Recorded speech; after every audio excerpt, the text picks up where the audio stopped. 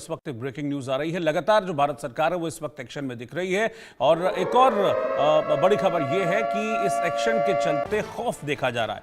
पाकिस्तान के सांसद हैं फजलुर रहमान ने गीदड़ भभकी दी है। फजलुर रहमान ने 1965 जैसी जंग की धमकी दी है। 1965 की जंग में भारत ने पाकिस्तान को सबक सिखाया था, घर में घुसकर मारा था और अब फजलुर रहमान गीदड़ भभकी दे रहे हैं। मैं थोड़ा सा पीछे चलता हूं मौलाना फजलुर रहमान को लेकर। ये वही फजलुर रहमान है जिन्होंने पाकिस्तान की असेंबली में ये कहा था कि शहबाज शरीफ ध्यान नहीं दे रहे हैं, शहबाज शरीफ कर नहीं पा रहे हैं, बलूचिस्तान और टीटीपी के मैटर को ठीक से टैकल नहीं कर पा रहे हैं। इन्होंने कहा था कि पाकिस्तान के 2 टुकड़े हो जाएंगे, बलूचिस्तान अलग हो जाएगा, फिर इन्होंने कहा था 4 टुकड़े पाकिस्तान के हो जाएंगे और अब 1965 की जंग याद दिला रहे हैं फजलुर रहमान। लेकिन मुझे लगता है कि 1965 में क्या हुआ था ये शायद मौलाना फजलुर रहमान भूल गए। मेरे साथ तीनों खास मेहमान हैं। मैं पहले क्या कहा वो सुना देता हूं मैं मौलाना फजलुर रहमान ने, फिर मैं अपने मेहमानों के पास चलता हूं। पहलगाम के वाक़े का मलबा पाकिस्तान के ऊपर डालना, इसकी क्या हैसियत है?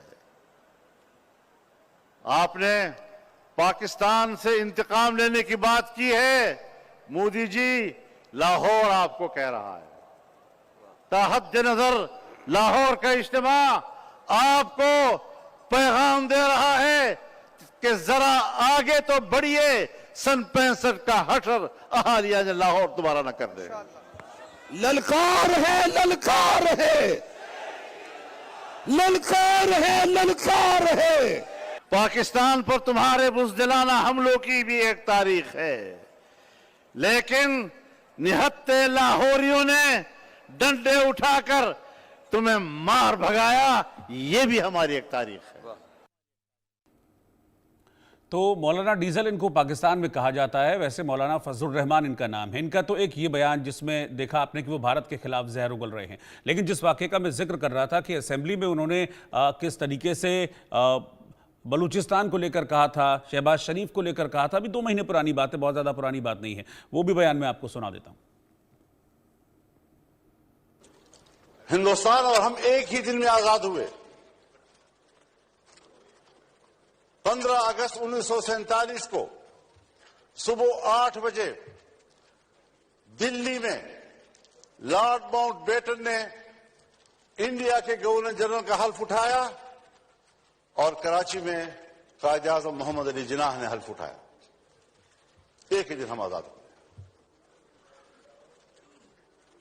आज वो दुनिया की सुपर ताकत बनने के ख्वाब देख रहा है और हम दिवालियापन से बचने के लिए भीख मांग रहे हैं कि डिफॉल्ट न हो जाए हम लोग। ये किसके हाथों, कौन जिम्मेदार है उसका? घूमते फिरते फिर आएगी बात सियासतदान जिम्मेदार।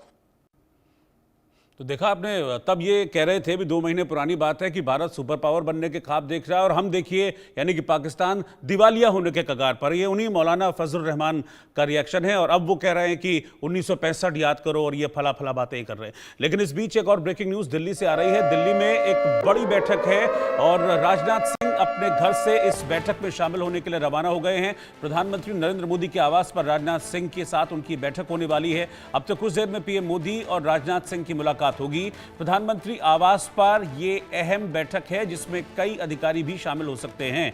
कल सीडीएस अनिल चौहान के साथ रक्षा मंत्री राजनाथ सिंह ने बैठक की थी। करीब 1.25 घंटे 45 मिनट के आसपास ये बैठक चली थी और उसके बाद आज अब से कुछ देर में प्रधानमंत्री नरेंद्र मोदी से मिलेंगे रक्षा मंत्री राजनाथ सिंह। राजनाथ सिंह अपने घर से रवाना हो चुके हैं और प्रधानमंत्री मोदी के आवास पर जाएंगे। जानकारी ये है कि कुछ अधिकारी भी जो नेशनल सिक्योरिटी से जुड़े अधिकारी हैं वो भी इस बैठक में मौजूद रह सकते हैं। ये एक्सक्लूसिव तस्वीरें इस वक्त मैं आपको दिखा रहा हूं।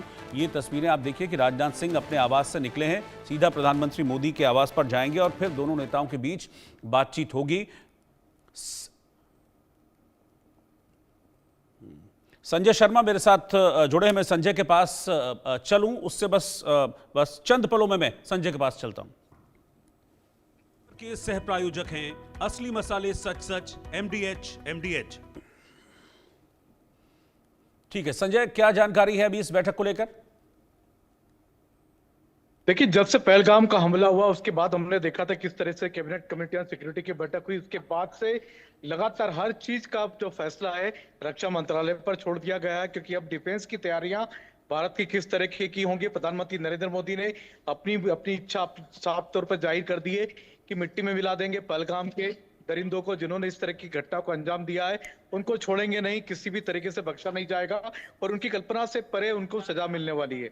तो ये सजा क्या होगी, कैसे होगी, कब होगी और किस तरीके से दी जाएगी, इसका फैसला करना है रक्षा मंत्रालय को। तो लगातार तीनों सेना अध्यक्षों के साथ में मीटिंग हुई थी।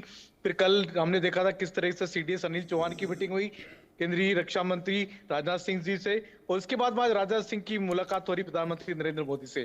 तो ये लगातार सारे कदम उसी दिशा में बढ़ते जा रहे हैं कि आखिर रक्षा तैयारियां किस तरीके की हैं, क्या कदम उठाने हैं, किस तरीके से कदम उठाने हैं, और वहां से सामने से दुश्मन की क्या तैयारी है, इनका भी आकलन लगातार बैठकों में किया जा रहा है। तो इसी तरह की तैयारियों का आकलन चल रहा है। साथ ही साथ हमारी क्या तैयारियां हैं उसका इनपुट प्रधानमंत्री नरेंद्र मोदी को दिया जाएगा। कल भी ब्रीफिंग हुई थी, आज फिर से ब्रीफिंग होगी।